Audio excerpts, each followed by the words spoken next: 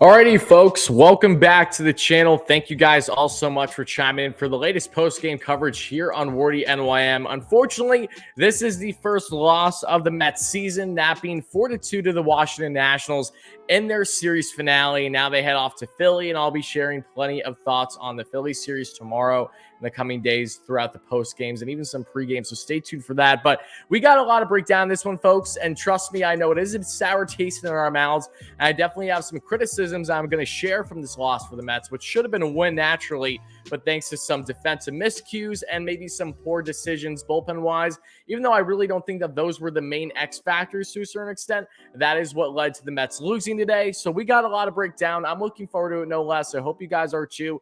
All I know is that, yes, we're going to have a lot more pessimism than optimism in the chat. I'm expecting that if you're watching this live, and I'm expecting that in the comments below if you're watching this on replay. But no less, I appreciate everyone being here, so make sure to smash that like and subscribe. And as always, I'll be getting to all your comments throughout here very shortly, but I got to break down what transpired in this one. We all watched it. Most of us did, at least. Maybe some of you guys didn't. But again, the Mets lost this one 4-2, and let's start off with the positives before we get on to the negatives, because I know the negatives is really going to take up the majority of today's discussion probably, but we have to talk about something vitally important, and that was how Carrasco performed today, because everyone was not feeling too great about Cookie heading into the season. Did not necessarily look fantastic in spring.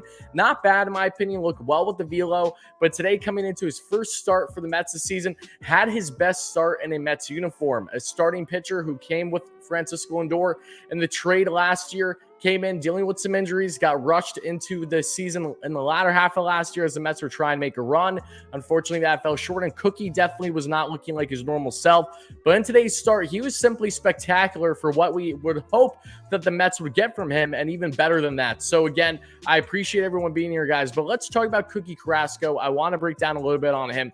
We saw roughly 6 scoreless innings from him, only gave up 2 hits, 1 earned run, which was that bomb in the first inning, because of course he gives up a bomb in the first. The Nelson Cruz, who Nelson has owned him his entire career, so wasn't really phased all that much by that. But 5 strikeouts today and only 72 pitches. Would have liked Cookie to finish the 6th, but again, wasn't complaining there. Shreve came in and got the easy out, only through 2 pitches against Soto, no less. But if you look at how exactly Carrasco did today, he worked his arsenal. He had right around 70% of his arsenal today was using that off-speed / breaking ball pitches. He was working the counts really well, and just really stood out to me as someone that can be a huge X factor in this Mets rotation this season, as long as he can continue to give us 5-6 strong innings like this. What a fantastic debut for Cookie. That definitely needs to be acknowledged. Again, I know that everyone is upset about the loss today. Don't get me wrong, I am too, I assure you, but we got to talk about positives here, because while maybe the negatives are definitely going to be what we stand at most here, Cookie's start should not be overlooked whatsoever. He did a fantastic job, and I'm going to be breaking down his numbers here in a second. But Cookie, again, someone that came in, was able to get the Mets 5 strikeouts and retired the final 15. Yes, you heard that correctly. 15 batters that this man faced. Talk about impressive. Cookie did everything and then some. And if you look in his arsenal in particular today, folks, before we get into the Mets offensively and how they faltered in this one, Cookie worked his entire arsenal between the slider, changeup, fastball, curveball, and sinker. 28% of his arsenal today was with the slider, which worked really well. 89 miles per hour is where he topped out. The minimum was 84, so the average on the velo was 86. Changeup, 24% of his arsenal, 88 miles per hour where he topped out. 86, it was the minimum, and the average was 87. Four-seam fastball, only utilized that 22% of the time tonight, and I thought that worked perfectly in his favor. 95 is where he topped out. 91 was the minimum, and 93 was the average, right around his norms right now. The curveball, 17% of his arsenal, topped out around 82 miles per hour. The minimum was 78, and the average was 80. And the sinker, 10% of his arsenal today, I should say, 93 on the fastball, on the sinker, 92 on the minimum, and 92 for the average. So again, love what I saw from Carrasco today. The bullpen I'll be getting into shortly, because I know that, again, that's where we have our biggest gripes along with that. And, of course, what Pete Alonso did today, which unfortunately was polar opposite of what we saw from the Polar Bear, winning the game for the Mets single-handedly with that grand salami yesterday. Crazy how much things can change in just a half-day span. But this is baseball. Everything is short-lived, whether it's a high or a low. We have the chance to bounce back the next day or continue a winning streak, something along those lines. So Getting into now offensively, how the Mets look today, they were not great. They did not have too much offensive production, but when they were hitting a lot for opposite field. As you see here, we have Wardy's top 5, which if you guys aren't aware, I'm Wardy. I have my top 5 picks today. Not too much offensive production. It was led by Francisco Lindor a couple innings into the game. Got himself an absolute beauty of a home run. After the Nationals fans are chanting overrated him, he rips one to right. That's his first home run this season, and only a day or two after getting drilled in the face with a fastball. So awfully impressive by Lindor today. 1 for 3 with the homer, the run, and the RBI. Then my third star, Mark Canha. Mark Canha had a phenomenal day at the plate. This guy, if you look at his batting average right now this season, again, I know it's early in the season, so it's going to drop down. But for someone who's not even known for his average, he's known for getting on base in that high OBP. He has a 700 batting average right now and a roughly 1,500 OPS. 3 for 4 today. Looks fantastic. Spread the field. Was hitting for opposite field. Just love to see it. Had himself an RBI in this one. Give the Mets their first run of the game initially. And then you have other guys, too, that stood out offensively. Jeff McNeil, one of my top 5 as well. 1 for 3, but Jeff continuing to hit well. Has an over 400 batting average, over 1,000 OPS. He has looked phenomenal. He has, if not the most hits in the MLB to start this season, then he's definitely in that top 3. Because I know that he did have the most MLB's hits to start the season once he got his 7th or 8th hit. So definitely impressive for McNeil. But if we look at the lineup overall, and then we're going to get into, of course, what went wrong in this one, that's going to take up the majority of things. Again, shout out all you guys. Make sure to smash that like and subscribe button if you're enjoying the post-game coverage. I'm going to be getting to all your comments here very shortly here in the live stream. And for people on replay, make sure to let me know your comments down below. But let's get into it. Brandon Nimmo over 5. Not a good day at the plate for Nimmo. 2 strikeouts. Still looking good on the season. But yeah, Nimmo definitely struggled against Eric Fetty, who got the start today for the Nationals. And then you had Cishek, Doolittle, who carved the Mets up, unfortunately. And that's where we get into some controversy on Buck and the decisions he made, especially with the hitters up. Kyle Finnegan, Tanner Rainey are the ones who all pitched today for the Nationals. But Nimmo, not a great day at the plate. I expect him to bounce back tomorrow without a problem. Robbie Cano, not a great day at the plate either. Someone that we'll be talking about extensively today. 0 for 4, unfortunately for him. Alonso, 0 for 4, not just offensively, but defensively too. He was also 0 for 2, and that is really in hand what cost the Mets this one. I'm going to be breaking down a lot. I have a lot to say on Alonso, I really do. Eduardo Escobar, 1 for 4. What a run scored and a double. Shout out Escobar. Had a solid day at the plate, had a nice double to the right side, and then got himself, of course, that run scored in doing so. Dom Smith, 0 for 2 today at DH, but did have 2 walks, so he was able to get on base, not complaining there. And then Tomas Nido, 1 for 3, thanks to a bunt single. Nido did it, beat the shift. And J.D. Davis, 0 for 1, pinched hit in the 9th. Unfortunately, that was a liner. I believe that's the one that went to Juan Soto.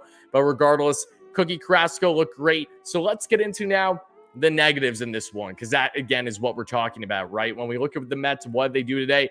Really, it all kind of started when Sean Doolittle came in this game, and I believe that was in the 7th inning, correct? Let me double check to make sure here. I do believe it was in the 7th inning where Doolittle came in, and yes, Sean Doolittle came in, and the Mets had 2 lefties in there. Brandon Nimmo was in there, and so was Cano, and this is where you can start to make the arguments on Buck Showalter and the decisions. Buck looked great the first 3 days for the Mets, and Buck wasn't even terrible today, but there's no denying that Buck's decision-making here, especially you have Robbie Cano, who historically has not done well against the fellow southpaw of a reliever, and Sean Doolittle throughout his entire career. When you look at the Mets bench today, they had J.D. Davis, they had Starling Marte. Marte had an off day, of course, but still, either one of those guys would have been far superior matchups against Sean Doolittle than someone like Robbie Cano, given that situation in a tight 1-run game at the time still. So, and looking back, you definitely can make that argument that Buck should have brought in a righty in that situation. And it won't be the last time that we have these type of discussions. Let's be honest here. The Mets, this will not be the last game this season where they had themselves in a spot where they should have had a different batter in, a righty-lefty matchup, something along those lines. So that's really the first gripe you can look at. And then we get on to the bullpen. Again, Cookie Carrasco taken out of the game with 1 out left. Took 2 pitches for Chasen Shreve, but then Shreve goes in and continues the following inning, gets himself one. He hits the first batter he sees, and Yadiel Hernandez, and then he's out of the game. Then Trevor Williams comes in, and this is where all hell starts to break loose. Unfortunately for Trevor Williams, he did not pitch poor, in my personal opinion. He definitely didn't have the best start, but Pete Alonso, who had 2 routine plays to really end the inning for the Mets at first base, an easy double play forced a throw. Lindor wasn't even able to get the tag at second, and that left the bases loaded with less than 2 outs for Nelson Cruz, who got a silly chopper of a single that just was out on the outreach of the glove of Francisco Lindor. That ended up bringing 2 runs in. Nelson Cruz had himself a great day at the plate.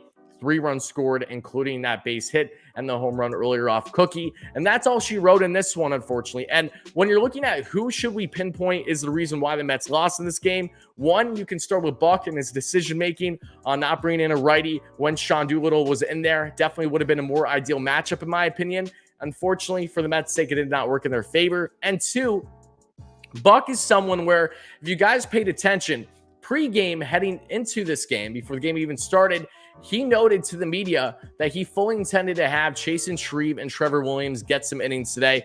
He wants to make sure that everyone, regardless on the status of the game in this series, gets some playing time. That includes what we saw with Jankowski offensively yesterday and Yorme, and that also included Shreve and Williams today. Shreve did not pitch bad at all, had the hit by pitch, but other than that, he looked good today. And then Williams came in. Williams didn't even pitch terrible, but it's the fact of knowing your situation. Should Trevor Williams have been in that spot in the 8th inning over, say, a Trevor May or someone else? Looking back, no. Especially in a one-run game, Williams, not a slight against him, but he is one of the worst relievers that the Mets currently have in their pen, just based off of the depth that the Mets have in their bullpen.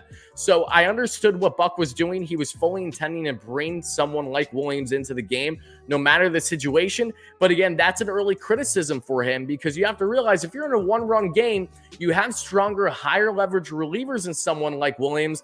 And I get it. You're facing a Nationals team that has not looked good in their opening series against the Mets. And this is competition where maybe you do want to make sure that you have your more high leverage guys, of course, in the Phillies series. I understand that, but no, it does not matter the situation, in my opinion. If you're in a one-run game, you need to make sure that you have the best guys out there. And Williams, again, did not pitch that poor. He really should have got out of that inning unscathed.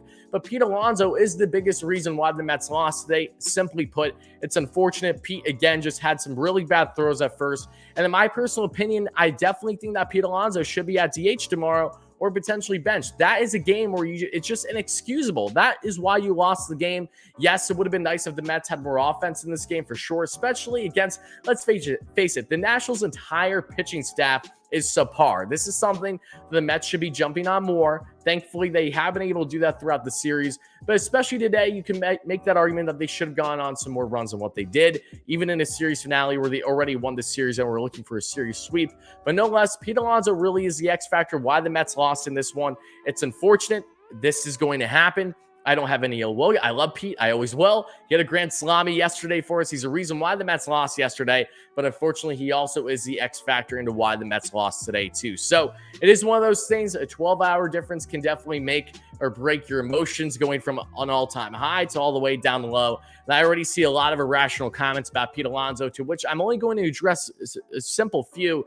Because for people that think that Pete Alonso isn't one of the best first basemen in baseball, you're foolish. You're absolutely foolish. Pete just had a really, really bad day at the plate. Not a terrible day at the plate, again, over 4, but more so just a bad day at the worst time possible for the Mets that unfortunately costed them the game. So I'm going to be getting into more numbers here further, guys.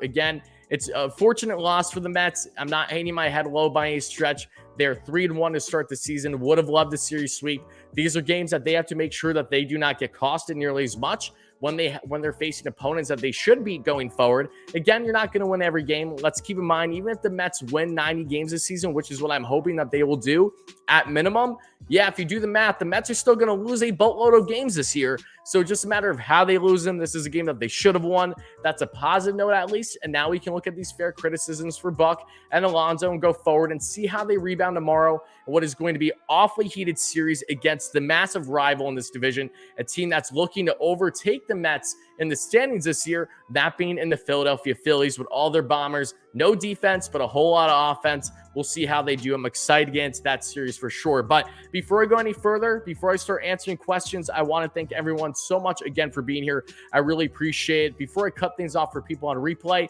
again, to recap, Cookie Carrasco looked like an absolute stud today for the Mets. I love what I saw from his arsenal, topping out 95 on the heater, working those breaking pitches like no tomorrow, and gave the Mets an easy chance to win this one. And unfortunately, in typical Mets fashion, they were not able to back up stellar pitching. Again, I'm joking when it comes to the narrative, because the Mets have done pretty well with their offense to start the season, put it lightly. They have been one of the best offensive clubs in all baseball. The Mets had the most runs scored in all baseball heading into this game 4. Again, small sample size, and not that it means much, but it's definitely a positive over a negative. But all in all, Cookie Carrasco, what a fantastic debut. Beyond unfortunate that the Mets were not able to get the win for him tonight. But again, won't be the last time that the Mets unfortunately do not get a win for their starting pitcher that had a either strong or fantastic performance.